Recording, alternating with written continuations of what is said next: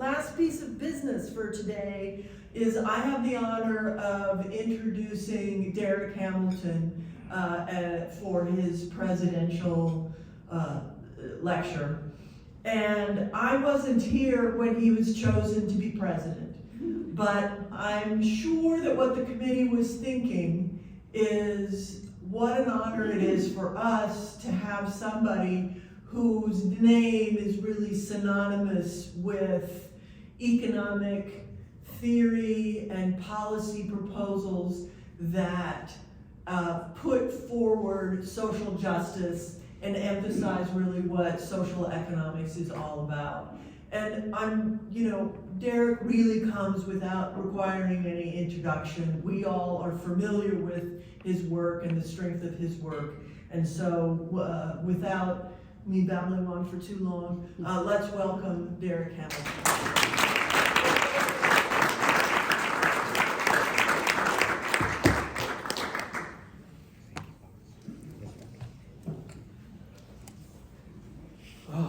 So it is a pleasure and an honor to be able to deliver this. I'm grateful that you all selected me when you did on the trajectory to be the president of this organization. I've grown. I hope I've contributed. And then Veronica named several people who I'm extremely grateful for because they put up with me, and you all put up with me. But know that any neglect was because I was committed to the mission of the organization. So a lot of my time is drawn into public scholarship, and it's a passion. It is a calling. And some of the stuff I'm going to talk about today is that there's no such thing as neutral scholarship. We all bring norms to our work, and it's dishonest and counterproductive not to own your values up front and state them. And economics as a profession presenting itself as a scientific endeavor devoid of norms that's pursuing basically positivism. We all know that's wrong, but it's also socially counterproductive. A couple other things before I get started, a little bit more housekeeping, and then I promise to get into the talk. I want to make sure that I give shout outs to I should give shout outs to many people here, but certainly want to point out Damon Drummer, who works with me at the Institute, and frankly, does not get all the credit he deserves. I get to stand up here and do things, but his scholarship, his administration, and his humility, his willingness to basically facilitate are things that we've all seen people be able to do and things like that, but the problem is they should get their flowers as well. So any flowers I get should be delivered to him as well. Teresa Gelladucci, my colleague at the New School and partner, and trying to break through, Nina Banks gave some eloquent remarks yesterday about inward problems that we have. Some of the problems with heterodox economists is, and Nina, I'm repeating some of the stuff she said, perhaps in my words, we get so caught up in our identity as being alternative or not part of the orthodox that we become myopic ourselves, we become exclusionary, and ironically, we replicate a lot of the things that we're fighting against. I think with integrity, Teresa brings a lens towards inclusion to try to change in our place and elsewhere to make something better. I'm going to shout out Nina Banks because she's part of that institute that I'm directing as well. She was our visiting scholar last year, but she will always be with us. And she had the time to produce her groundbreaking scholarship on Sadie Alexander, which came in the form of a book.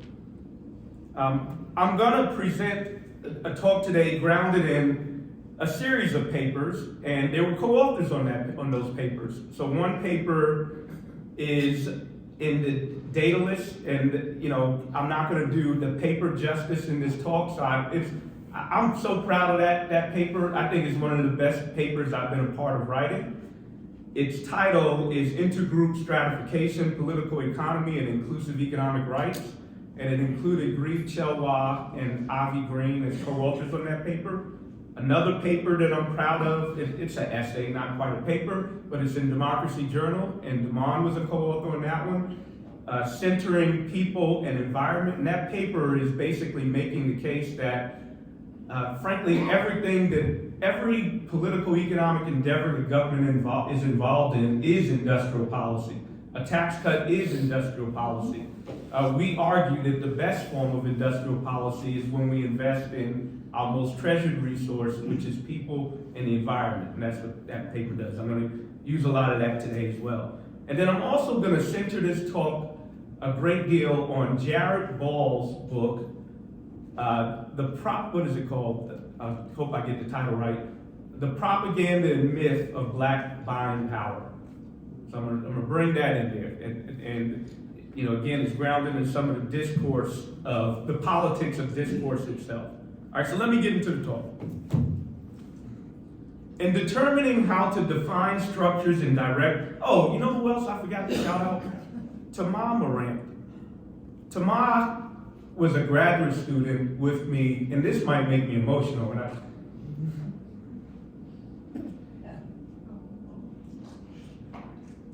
We came up, we grew up together. And you know, a lot of this is about inclusion. So I had the privilege of being able to, I'm gonna get it right. I had the privilege of having her as a partner through graduate school where I may not have made it. And so firsthand, I get to understand the power of inclusion by having somebody by which I can be a human with. And again, I need to get to this talk, so I won't go into more depth than that, but yeah, so just...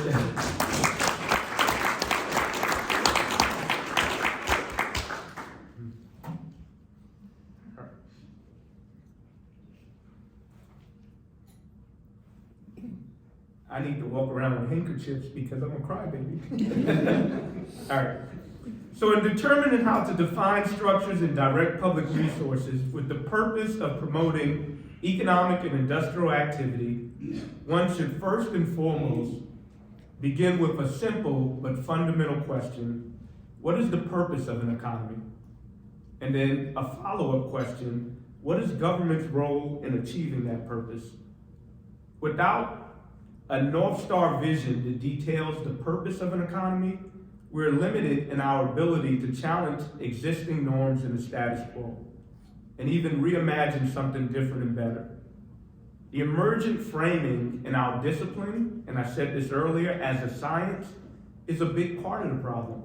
It presents an innuendo of a purity devoid of politics, devoid of the use of power, devoid of the tribalism that we've constantly seen across space and time throughout human history.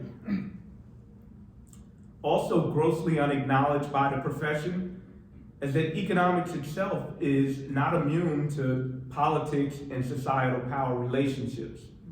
You know, I've come to a conclusion that there is no political economic endeavor, no structure, no policy by which economics, politics, or the ways in which we identify who is deserving and undeserving social stratification are not involved. They always are. All three of those things are always iteratively involved. And if we look at any of them in isolation or as a dichotomy, we're not doing enough. It's naive not to recognize that essentially every policy and structure in the US has been racialized, for example. And the impact of that racialization is by no means limited to Black people. Ignorance of the past and existing racial hierarchy under a guise of forward-looking race neutrality is basically what the sociologist Eduardo Bonilla-Silver accurately would describe as a colorblind racism.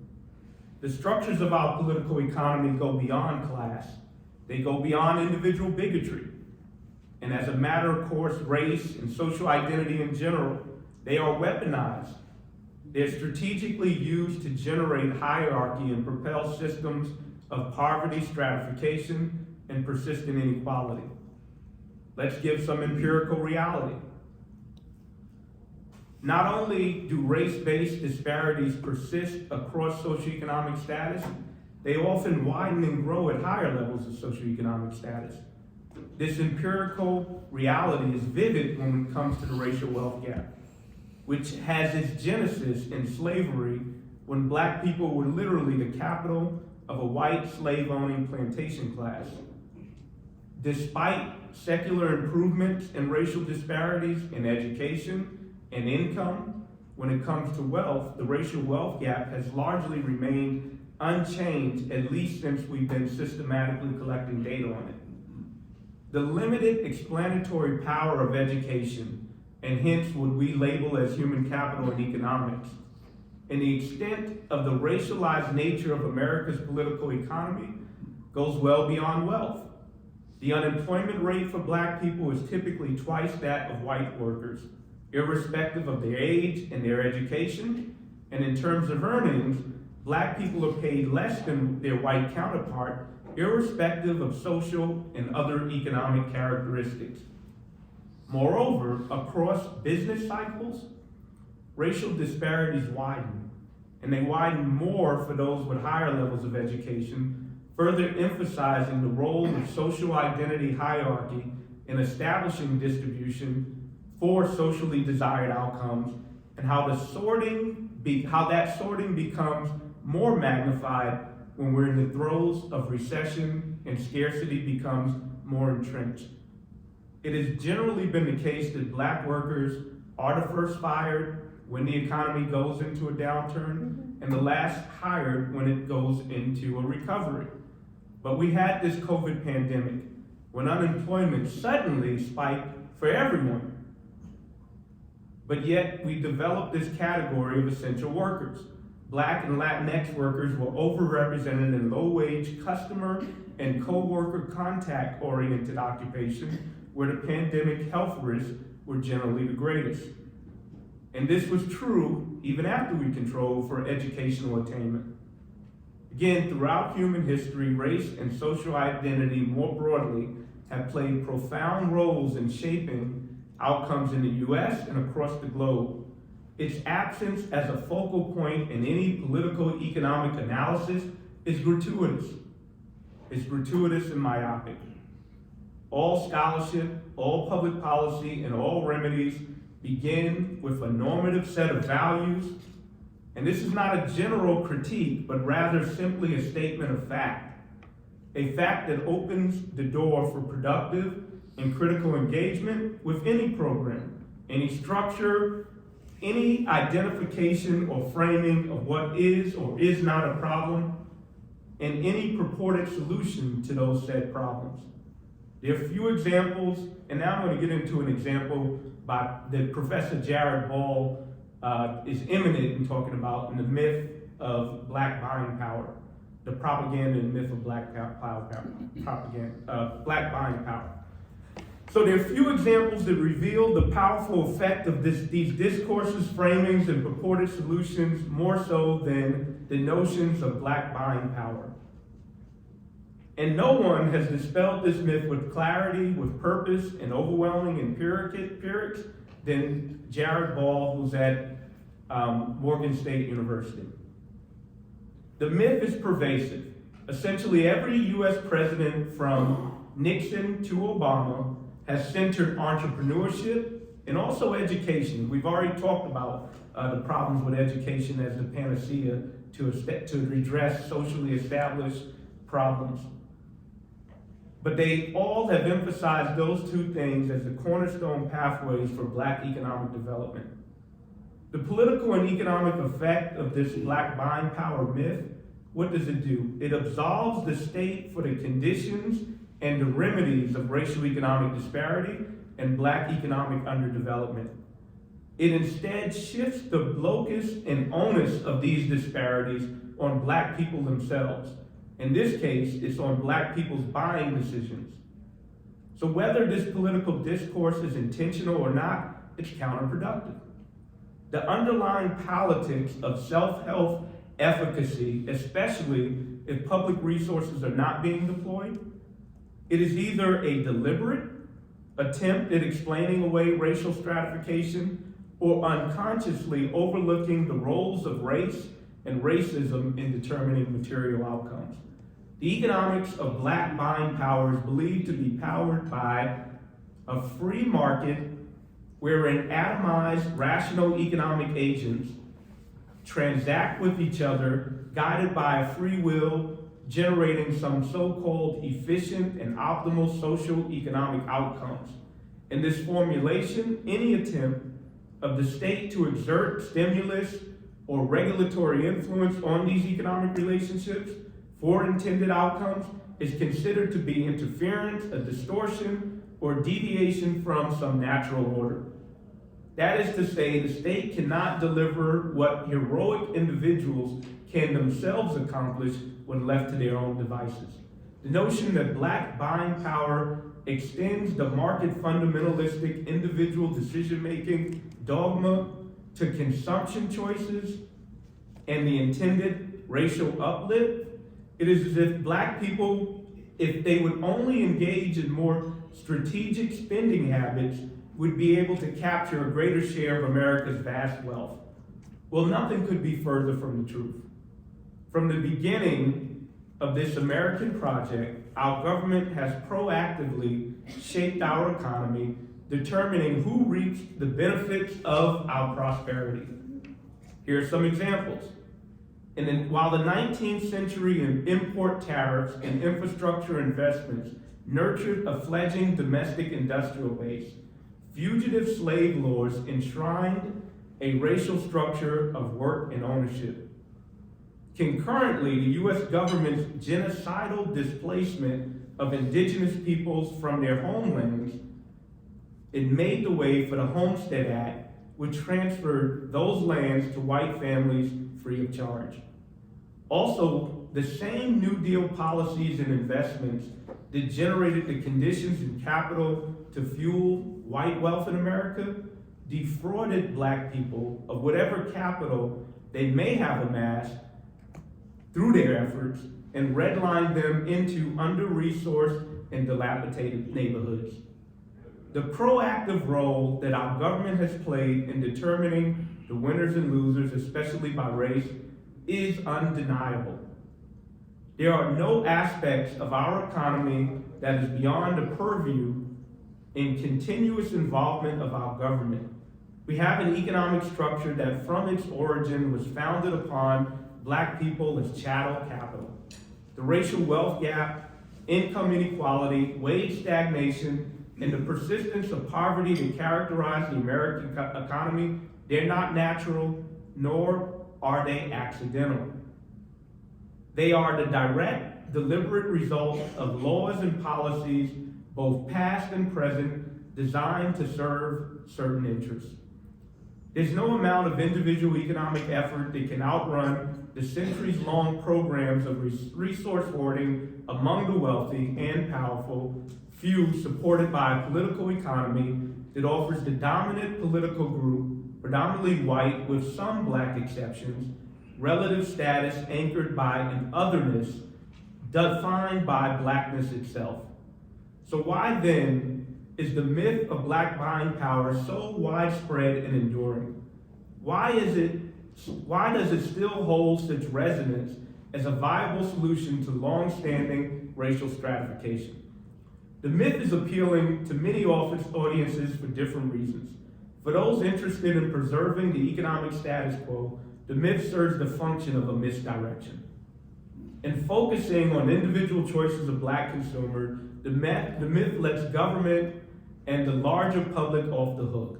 For black people, as Professor Bell keenly observes, the mythic efficacy of black buying power has found its way into every corner of black ideological thought, from conservatives, nationalists, the left, and everyone in between. The underlying commonality is that all are drawn to the myth's promise of agency and self-efficacy. No one wants to be a victim. However, the inconvenient truth is that the efficacy of black buying power is limited to selling advertisements to black-owned, black-targeted media outlets. Beyond that, the value of black buying power, especially when inflicted as a general mandate to buy black, it's largely aesthetic. But I don't want to minimize that aesthetic. Indeed, I'm personally drawn to that aesthetic. It's a feeling of affinity, consciousness, and solidarity that may deliver substantial psychological and cultural benefits, but it's limited in its economic returns. However, what we should not be naive to is that consumption preferences in this context, reality is inadequate economic assets. Here's why. The lack of economic assets, power, and ownership of the means of production, that's the limiting aspect. So without an actual strategy to improve the material conditions of black people, there won't be black economic development. But all is not lost. If not collective buying power, we actually have remedy and efficacy that can be found. The good news is that we do have collective agency. Our agency lies not in the mythic notion of buying power, but political power. Ultimately, our economy is a political choice. We get to determine and define value. There's no such thing as a free market. All markets, all economic relationships are political choices enforced by our government through discourse, through laws, and through policy. Exerting claim on our economy requires all of us to build movement, to organize. Organizations and movements that can exact demands and conditions that truly empower black people and all people with the resources to be self-determining and the economic agency to achieve those goals. So going back to this simple but fundamental question in which I began, what is the purpose of an economy? And what is government's role in achieving that purpose? The purpose of an economy should be, one, to promote our productive capabilities. It should also be to advance tranquility and human flourishing. And it should enable people to be self-determining in righteous ways. And the role of government should be to set the rules and steward public resources in order to achieve that purpose. I mean, the essence of our humanity is often, not exclusively, the capability to be able to do things, to contribute productively. Our most treasured resource are people. I can say more, but let me go on so we can have Q&A. We do have a blueprint. We have a blueprint that is not complete, nor is it perfect. 75 years ago, the international coalition led by Eleanor Roosevelt, convened by the United Nations, issued the landmark Universal Declaration of Human Rights. Human rights were described to be universal and related to the maintenance of dignity, and nation states had a responsibility to deliver on those rights. The declaration coming out of a political context, which is important, the atrocities of the Second World War, the economic destabilization that preceded it, it was meant to promote human flourishing and tranquility in a time that we had despair within and across various nation states. It was almost ubiquitous. The UN Declaration of Human Rights identified 5 categories of rights: civil rights, political rights, social rights, cultural rights, and economic rights. In isolation or in subsets, those human rights are inadequate. All 5 are necessary. In fact, in isolation, they are a co-optation of the notion of what rights and freedoms are. Realized or not, civil and political aspects of human rights, they are ingrained in our public psyche. However, at least as important as economic rights, the ability to assemble, the ability to have free speech and choice, it's limited for an individual who lacks basic needs like a job, adequate income, shelter, food, or health care. Over time, economic rights are the one category that seem to have lost momentum. But we have examples of economic rights stimulating dynamic growth and economic well-being for everyone. The Marshall Plan and policies like the New Deal and Great Society demonstrate what a realization of an ambitious set out by the Declaration would look like, especially as it relates to investing in people and the places they live. Industrial policy should center people and the environment, not as a charitable sense, but in a productive sense.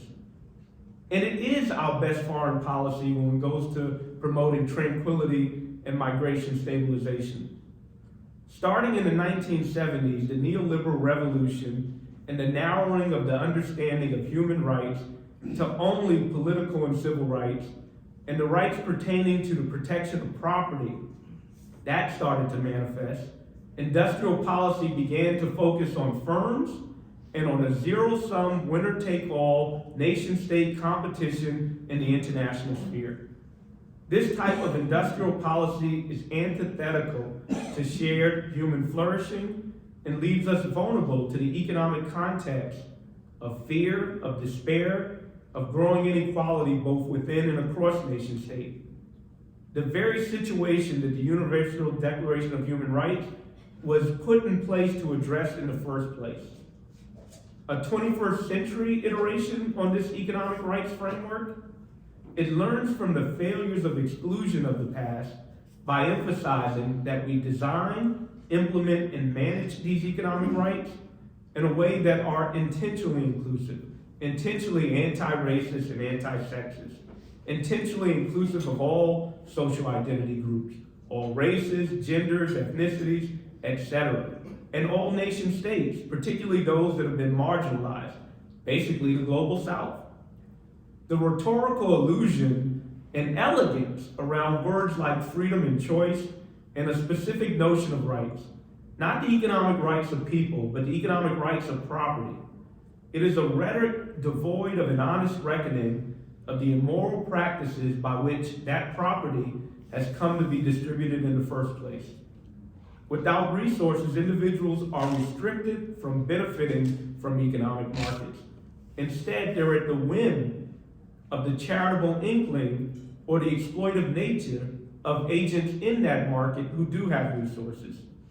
So to be clear, our political economy, it has come to naturalize poverty and inequality by, like that myth, that myth of black buying power, by castigating it as the result of deficient choices, unproductive behaviors. That is, the subpar outcomes are seen as resulting from personal choices of individuals and communities. An inclusive economic rights frame turns all that on its head by locating poverty and inequality as resulting from an absence of resources. That is, poverty and inequality are the result of policy choices that deny people the resources they need to live dignified and meaningful lives. In the end, our industrial policy needs to promote an economy that centers people in the environment, in other words, a human rights economy. And these investments need to be made permanent and intentionally inclusive of all groups in their design, in their implementation, and how we manage these policies. Otherwise, we will ultimately fail in answering, again, those two fundamental questions. What is the purpose of an economy, and what is the government's role in achieving that purpose? Thank you.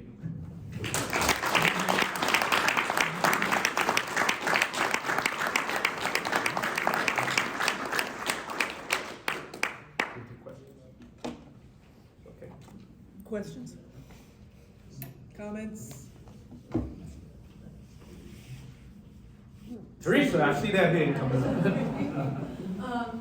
So Darrick, how would you suggest that we change our basic micro classes or macro classes to include a human rights economy and not be laughed out of our departments? Well, I mean, first you really do need to begin with those two fundamental questions. I mean, I've never been in an economic class that started with what is the purpose of an economy. Yeah. We certainly ask the what, how, and to whom, but not the why. right? So I think you begin with that. That in and of itself opens people to challenge the notions by which we are obliged to teach, right? So I'm working on this paper with Guy Noma, this ultimately making the point that the two welfare theorems of economics, the grounding by which almost all of our graduate scholarship comes from, that those are value propositions. And it's okay that they're value propositions, but what's not okay is not to acknowledge that they're value propositions. Because by acknowledging that they're value propositions, it opens the door for other value propositions by which you can develop other models to achieve those value propositions. So, I would say, it is the hegemonic discourse that, so we almost are obliged to teach what is hegemonic in society, even if we're going to challenge it. But we teach it in a way to let them know it's not a dogma. I think that's the approach. Or it is a dogma. It shouldn't be a dogma. Yeah.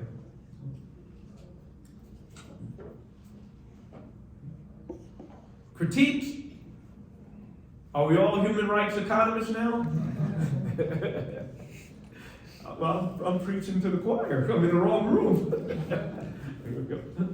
Harry Constantinides from the University of Constitutional Scotland. So, I'm with you. I'm very sympathetic to the whole argument you made. I would like to hear more, if we're building industrial policy that centers on people and that centers on the environment first, and that's also not to allow, make the same mistakes around exclusion that, industrial policy made, for example, in the States, 70 years. And let's say that you're the president, let's say that you have like Congress, the House, everything, the Senate, you can pass any policy you like. What types of policies specifically would you design so that we can have like a positive agenda as well, right? And we can like build a political project that centers around concrete desiderata, right? So we can like build this type of movement to advance this thing. Yeah, thank you for that Right, question. where do you start? Right, so essentially economic rights, and I can go through and try to define what I think are elements of economic rights. They are enabling goods and services without which you don't have agency. And maybe that's a negative framing. They're enabling goods and services with which you have agency. And what are they? They're things that we would not want price to be the sole mechanism of distribution. We might say we don't want price to be the mechanism at all. But they are goods and services that government should have a fiduciary to require that there is a certain standard of access, quality, and quantity to. Like healthcare. When you're sick, you don't want to be thinking about finance at that point of vulnerability. Having access to medical care is a necessary ingredient for you to be productive. In the 21st century, a tuition-free education from grade school through college. Baby bonds is another one that I talk a lot about. So as a young adult, we don't have policies beyond subsistence that are enabling for a young adult to build a trajectory of economic security and capability over their lifetime. During a pandemic, people who had wealth could have the agency to say, I'm not going to be an essential worker. I'm not going to risk my life because I have some reserves, right? I support a federal job guarantee. We could talk, and I could say more about that. And again, just in the interest of time, I'll name some, and if you want to hear more about them. Guaranteed income. So our tax code, I support a negative income tax. I support our tax code being able to offer resources in such a way that people all have an adequate amount of income. The most direct and parsimonious way to end poverty is to end poverty. It's to literally give people enough money so they're not poor. And what have we been seeing from some of these guaranteed income demonstrations? The economic profession has made arguments that, well, it will encourage sloth. It will dissuade people to work. We've seen the opposite. I'm sure some people might be dissuaded that way, but the trend is when people had adequate income, they could afford childcare, they could afford transportation. Hell, they might have been able to be entrepreneurial and be an artist. And we could talk about the cost. I'm telling you some of the benefits. Well, I'd have to pay more for an Uber. We would have the wages of people in certain low-wage occupations, it would rise naturally. And I'll say this, this is not about socialism or capitalism per se. I wanted to spend this talk thinking about, well, do I want to go to a left audience and take on Marxism? There's some, because I think Marx is myopic when it comes to race and group-based inequality. Now I'm on a tangent, sorry, but what I like to define in this human rights economy is ideologically how you implement it can vary, and society can decide how much do they want a command economy or a market economy. But at its base level, there's a base level of enabling goods and services that people are empowered with. And again, income, banking in the 21st century, there'll be, it is the case that, that we use markets. Markets are deemed to sanction bad behavior. Well, government with public options can sanction bad behaviors of firms. They can say that if you want to engage with our people, these are the minimum terms by which you will be able to engage. And I'll say this also, this again is well beyond economic security. It is productive. The examples in history where we've seen these type of public interventions often have been accompanied with growth and more prosperous growth. And again, the lesson to be learned is that they were exclusionary. So when we did the New Deal, when Social Security was legislated originally and domestic and agricultural workers were excluded, those were Black women and men, right? So that was a design issue that was intentionally racist. I think that, okay. I see here, and then in the back. So I'll follow on Harry's premise that the money does come from government. And now if you take, for example, community health clinics, both rural and urban, where you have underserved populations, I want to know what apparatus of decision-making is going to step into place in those local circumstances and manage the expansion, the reduction of exclusion. Who are the parties, in addition to the folks actually in the clinics, or even take HBCUs as another institution, who are the folks who say, this is the way we expand, this is the way we address? It's not just going to be Washington, it's not going to be state government, it's going to be local people. I want to know because I'm afraid that people will say, oh, that money will be wasted. Yeah, I mean, that is the rhetoric. The rhetoric is that the money will be wasted. That is part of the political discourse that often is accompanied with policies like this. And, here's the point I made earlier when I said that race, politics, and economics are inseparable. Some of the ways that message that the money will be wasted is grounded in our notions of who's deserving and undeserving. So we have racialized poverty to believe that if money goes to poor people, it's wasted. And it's grounded in a notion that poverty, Black people are the face of poverty and they're deficient human beings. So we need to work against that narrative. I also said that all 5 elements of human rights are necessary, and any subset becomes a co-optation of the notion of rights itself. That, I believe, is profound. So even as an economic chauvinist, if you just did economic rights without some of the political, cultural, and civil rights, it's also limited. So you do want to create structures and systems where there is some local autonomy and sovereignty by which to dictate, from that ideological spectrum, how and to whom these are delivered. But at its core, We need a coalition and a movement that is committed to a vision, a North Star vision, where there is no transactional value associated with one's identity. Aesthetic value, so again, I even talked about the myth of black buying power.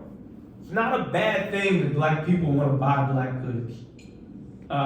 It is, and we hear this in some of the political debates. Well, I have heritage to the South, so I want to exercise my cultural rights to be able to acknowledge my ancestors. That's a sleight of hand because they also weaponize that so-called cultural heritage with symbols of hate and oppression that impose both psychological and physical threat on existing populations. But if, in an authentic way, white people wanted to have lineage to their heritage, great. Black people too. So, again, I'm on a tangent and I see more questions, so I'm going to stop. But I think we need all 5 elements of rights. That would include some local autonomy and decision making in answering those questions.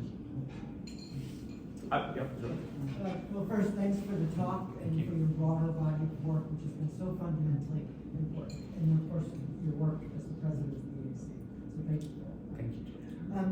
When you talk about these 5 domains of rights, I'm going to work toward a question. It sounds like you think that, or you're hoping that they're additive. You have to have all 5, and that there's not necessarily any conflict among them. But of course, the great liberal economists, Hayek and Friedman and others, work really hard to advocate for negative rights, freedom from the gun to the head, and use that as the argument against the provision of positive rights, or what we now think of as economic rights, on the grounds that providing people with the kind of basic necessities that you advocate they need, it would violate people's negative rights by denying them access to, by taxing them to pay for goods for other people. So Hayek and Friedman and the liberal tradition generally piled on the idea that positive rights, economic rights, actually represents a violation of rights. For them, these two things were antithetical. And they seem to have won that debate, at least in our profession. Their view prevailed for the better part of the latter part of the 20th century to the early 21st century. When you look at people who try to square the circle and think about how to hang on to what's valuable in civil rights, individual rights, negative rights, while also expanding to economic positive rights, I think of people like Karl Polanyi in the last chapter of The Great Transformation, or Amartya Sen. But it's hard to do what they're doing, which is to think about how do you hold on to what's important about negative rights and still make space for the kind of universal economic rights that you're advocating. That's not a question. No. I don't know what that is. Do you have any thoughts? So part of the brilliance of Hayek and Friedman was their North Star conception. We lack a North Star conception. I actually think we have it, but we don't lean into it. So they created this North Star conception of what freedom and justice should be. And I also think the brilliance of it is, and the eloquence of it is the use of words. And here's where I'm arguing is the co-optation. Taking partial aspects of that vision, but not doing it in a complete way, becomes the co-optation. And so Nancy McLean, in her book Democracy and Change, also articulates how this conservative revolution came to power. And I think history becomes useful also in us understanding this. Hayek and Friedman might not have been necessary until World War II. Prior to the perhaps UN Declaration of Human Rights, oppression existed without explanation. It was just a use of power, and we did it. Coming out of this period, we had a turning point because of certain circumstances by which this Mount Pelerin society, the Buchanans of the world that took place coming out of Virginia, by which they were organized and exerted power to create this paradigm that exists today. So they were strategic, and they came about in reactionary ways. You know, some of the other point that Nancy makes in her book is race was the mechanism, the weapon, in order by which they could articulate public choice and all the things that came about. It was the symbolism of the gains of black people from civil rights by which they could tap into the dominant political white group by offering them something that has value, relative status. It has value within our current definitions of value, which is why we don't have an alternative North Star notion that talks about tranquility, that talks about peace and justice, not as some esoteric non-economic attributes, but really economic attributes, right? So I know I'm being long-winded. If we go back to the purpose of an economy, why don't we say tranquility as a purpose of an economy? That's a North Star vision that competes with the Friedman notion of the self-man, the economic man. It's all about me and my self-interest. So, again, the summation would be, in explaining all the things that you raised, history, the intersections of politics, economics, and identity group stratification were weaponized, in that the discourse of economics itself was a political artifact with a purpose in mind for those that had power. And if we think about, well, the wealthy class always has that vast amount of resource and economic power, how will we ever overcome them? The thing that we have is people power. The thing we have is numbers or democracies. And the wedge issue that keeps us from coming together is relative status. To be able to tell a white person, however bad your lot in life is, you will not be the first fired, or you will always maintain a certain level over this other person. And we know from our economic trainings that absolute and relative status matter to people. So we need a vision that's able to contrast in a policy apparatus to redress that lure towards fascism or relative status. Pradeep in the back. Yeah, thank you for this energetic talk. It's very interesting. What I'm trying to argue, when we argue the purpose of economy from a human rights perspective, then there is opposition saying that the mainstream economic thinking rejects a lot, saying that okay, you are becoming very positive in the normative, you have saying in a normative sense, so why not be positivist? What is the purpose of economy in a real sense? So there is a toss-up. I see a toss-up between this kind of arguing from a human rights perspective, then arguing from the core thinking of the economics. So how do you want to settle that? And is it that the people who are thinking from human rights perspective is in a lesser number, like in a minor? So in that case, the idea is being not coming up well to fight. So that's what I see as a young economist kind of thing. Yeah. I mean, I guess I start with the presumption that split, that one has the high ground of science and the other is the low ground of norms. That's dishonest. That's the trick. That they start with the presumption that what they're talking about is not a grounded in some values-laced approach to understanding how we should distribute and produce goods. It is a set of values. That's what I'm saying. So they have won. They have captured the debate in such a way that they don't even have to start from a position of defending their set of values.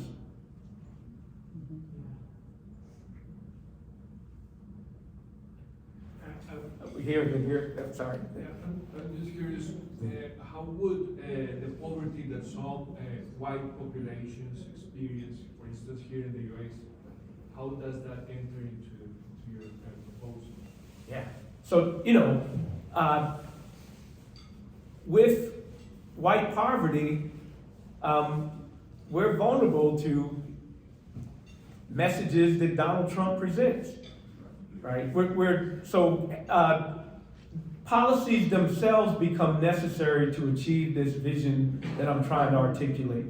And with inequality and despair and vulnerability, it becomes harder for us It might create a window, it might create an Overton window, but it becomes harder for us because the message of it is these others, it is, this is the way the world is, and it's these others that are encroaching upon your identity status by which you're entitled to as a property in whiteness. So the despotic appeal towards divisiveness is fueled by poverty and despair. When there's greater prosperity across the board, those messages become less political appeasing. So what I'm talking about is the elimination of poverty for all people. And if the New Deal had included race, and I don't have any evidence to this, maybe we would have been less vulnerable to some of the political messages that came about that said that these deadbeat dads and welfare queens who are demonstrably black are encroaching upon your way of life. Maybe if we did it the first time in a more inclusive way, those racist messages might have had less appeal. Oh, I'm sorry, here. It's okay. Yeah. So, obviously, I appreciate what you said. So appealing and so ethical and so just. However, there are usually a couple of comments I want to mention that I hear, not that I would say, but the first comment is that the United Nations Declaration of Human Rights was meant to be idealistic in nature. I mean, it's been quite a while, and honestly, I have not heard anyone referring to it in the last 15 years since I moved to the States. So, and I never chose to say anything about it because as it was mentioned, it would be not well received. The second thing is that obviously the change of policies would require some wealth and income redistribution. I don't know how you would address it because it's a very sensitive topic. So these are two questions I had in principle, but I think it's important to look at that from that perspective. And the third one, this is also a question because the criticism about waste is not about that these people wouldn't be deserving to receive it. The waste is usually considered from the operational point of view, how to deliver these services and goods to people via the network which does not exist. Moreover, the network quite often currently involves providers which would not like to serve the populations at lower rates, just generally speaking, because it's part of my own extensive research. So exclusion usually comes also from the point of view of providers not willing to serve populations. So I hope you would be happy to address those issues. Thank you. I wish I had time to do a comparison and contrast, and I'm going to find time between the interventions and outcomes from the pandemic recession versus the Great Recession. And I'm going to say more about that, but I'm going to hold it for a second. I'm going to also say that capitalism and freedom is idealistic. The conception that the right has is idealistic. And I'm arguing that our problem on the left is that we don't have idealisms attached to economics. So that's one thing. I think it's necessary to have ideals. That's a missing necessary ingredient. A North Star is a necessary ingredient. And if there's a reason human rights hasn't resonated, and I argue that part of the politics of it has been co-opted. These are political responses to your question. Let me see, how else I'm gonna say? Operation, and this was going back to the pandemic. We sent trillions of dollars to the American people during the height of a pandemic by way of the IRS, and however imperfect that was tremendous. I mean, I don't think we've really captured that. We sent trillions of dollars to the American people by way of the tax code from the IRS, however imperfect it was, in a way that we probably would have had a lot more death, and we had the shortest recession ever, right? Again, to me, this is mind-blowing that we ceased productive activity that put people at risk of contracting the COVID-19 virus. And very shortly thereafter, we recovered. And we did so in such a way that the US government did multiple things. We essentially guaranteed housing for people that had housing. A moratorium on evictions, a moratorium on foreclosure. That's like guaranteeing housing. We guaranteed income by sending checks to the American people. We did PPE loans, which was almost a federal job guarantee for those that had work. We told employers that you will be able to keep your workforce intact with this PPE loan program. We did a whole lot of guaranteeing health care for people during that period. So we don't articulate it as such, but we kind of did this during the pandemic in a lot of ways. It was not long-standing because there was the political distraction of inflation, and I don't mean to be cold-hearted because inflation hit many families hard, but as economists, we also know that some of those things should have been anticipated. If you cease production and start it back up, there's going to be some friction. Stimulus does promote some inflation. And then also what some of the evidence demonstrates is there was profit gouging during the inflation period as well. And what we're most concerned about as economists is whether this inflation is structural or not. If it's temporary, then we do the two-step. We do the stimulus, the Fed comes in, cools off the economy, and we get back to normal. But we certainly would make a mistake if we don't do the stimulus and allow ourselves to go into a Great Depression. But the political rhetoric and the heightening of the anxiety around inflation was intentional. Congress was in the midst of trying to make permanent the refundable child tax credit. Well, it got blown up by rhetoric around inflation. So, what we are concerned about as an economist in a place like the United States, where they are sovereign monetary entities, is whether the stimulus is going to generate a structural inflation. And we can look at history for that. When the U.S. has had structural inflation, it was often distortion and manipulation by a sovereign entity that might have destabilized pricing. So we can go back to OPEC of what happened in the 1970s. This was not that case. So to summarize what I'm saying is, we've seen examples of when this type of intervention works. The reason it's not long-standing are largely political, not economic.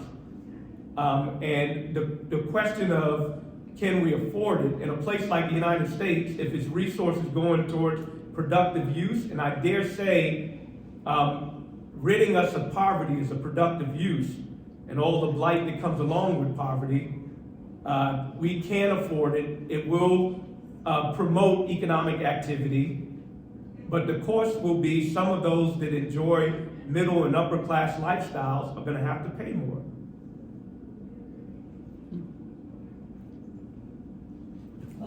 Yeah. Well, Darrick, first of all, congratulations. It was very incredible your talk. While you were talking, I would like to make some comment about migration. I'm not going to talk about migration and the different classes of migration that we have had around the world, but especially, don't you think this type of migration of these informal people that are crossing the border, isn't it necessary for USA to pay lower wages? Because they are accepting them, the migrants, but like in political, it's like a game, no? They accept it and then they send them to their countries or they go back to Mexico. But the ones that stay, wouldn't it be a policy to have lower wages and to, like you say, like a new slavery process to have these people that wants to have an opportunity of job, but it doesn't matter, they are not going to have, because most of them, they don't have high skills to insert in a very, very high employment. So isn't it, because most of them, if they go to the army, they will have a chance to have the USA residence. So the ones that came, don't you think it's like a slavery, like a new form of slavery? I'm sorry. It's okay. So, the answer to that question is, I believe, multifold. One, we certainly need comprehensive immigration reform in the U.S. Having people with different status tied to an identity is problematic. So that policy needs to occur. And then one of the points that I've been alluding to is this type of human rights economy needs to not be siloed within borders, but needs to be global. And I could get into greater details of how we could finance it and stuff like that, but I point towards the Marshall Plan, which was limited to Western Europe, as an example of a human history intervention that destabilized, that led to redressing a destabilization of migration. If we didn't have coming out of World War II, if the destructed Europe had not been rebuilt, we would have had some of the immigration crises that we're observing with, and maybe I shouldn't use the word crises, some of the immigration challenges that are being observed with the global South and other places. So from a policy standpoint, infrastructure investments in home countries are necessary. How we absorb populations coming into other countries, that question is probably not a simple answer, but politically, comprehensive immigration reform is a necessary ingredient. So, you had a question at the beginning about how to speak to students about human rights, and we've been talking here about policy. And so I guess I'm wondering from your experience if you could talk about how we might speak to policymakers in a difficult political circumstance about human rights. Yeah. We need to be more political as a profession. One, we should not be afraid to do so. Two, we should not be matter of fact, if not us, then who? We're perhaps the most privileged entity to do it. We have job security, often, some of us, I guess. We have the legitimacy to ground the stuff we say, both in terms of our credentials and even who we are as people and the motivation to go into this world, that we are constrained by the truth, most of us. So we have, in my view, a social responsibility to do more and become more political and actually engage with politicians. Yeah. And I know this is one point that I neglected to say in all of this is this vision is the best form of automatic stabilizers that I could imagine. This vision promotes automatic stabilizers across business cycles. Imagine if we had a guaranteed income program already in place before the pandemic. We wouldn't have been vulnerable to the risk that partisan politicians, because there was a Republican or Democratic politician, president, might not have advanced it. Imagine the automatic stabilization of a baby bonds to generational effects of people that are born during a Great Recession or a pandemic and come about having the lowest home ownership rates of every generation dating as far back as the greatest generation. Imagine the automatic stabilizing effects across regions with no fault of their own, an area, a firm decides that they're going to go overseas and it destabilizes the community. Imagine this approach as opposed to what we currently do to renovate neighborhoods of essentially bribing capital through tax deductions or tax incentives to come into dilapidated neighborhoods to develop it. And what have we seen with that? We've seen that sometimes it's not additive, it's substitutional. And the other point is that it enhances gentrification. Imagine if the people themselves in these areas were resourced so that they could have agency to not only promote their own well-being, but create a dynamism that spills over to their neighbors and develops from the bottom up.